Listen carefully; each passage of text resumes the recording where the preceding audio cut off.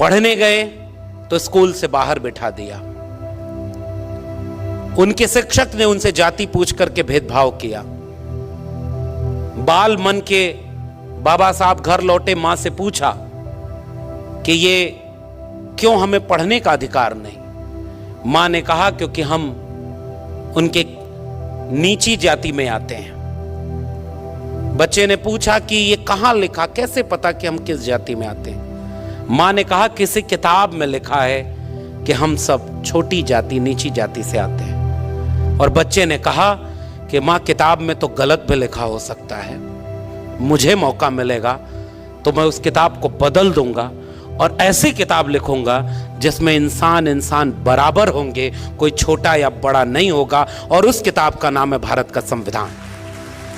इसलिए हम अपने पुरखे को याद करते हैं, इसलिए हम उन्हें याद करते हैं कि जिसे पढ़ने से बाहर बिठाया उसने 32 डिग्रियां हासिल कर ली, विदेश में पढ़ाई की, 4-4 पीएचडी की डिग्री। अभी हमारे संबोधन में, हमारे परिचय में आदरणीय जो बोल रहे थे कि मेरे नाम के आगे डॉक्टर पहले लगा हुआ है, तो जब मेरे नाम के पहले डॉक्टर लगा सर, तो गांव में गया तो लोग अपना सर दर्द का इलाज की दवा पूछने लगे थे।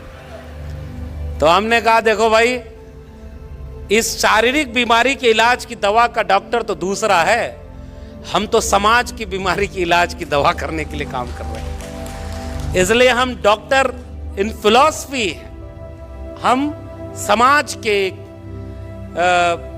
बीमारी को ठीक करने की कोशिश करते हैं। इसलिए हमारा प्रोफेशन भी शिक्षक का है। इसलिए मैं कोट करना चाहता हूं, हमारे पुरखे को पढ़ने का मौका नहीं दिया, फिर भी उसने कलम नहीं छोड़ी।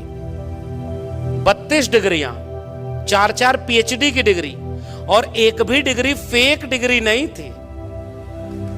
इशारे में समझ जाइए, सारी डिग्री ओरिजिनल थी। ये नहीं था कि कोई डिग्री मांगी तो ओरिजिनल डिग्रियां।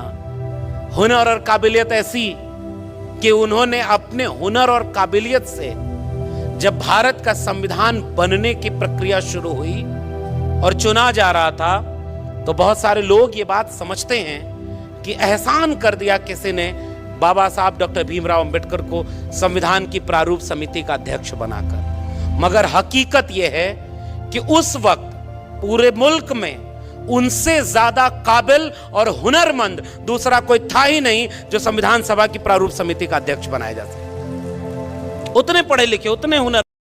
बात तो सही है।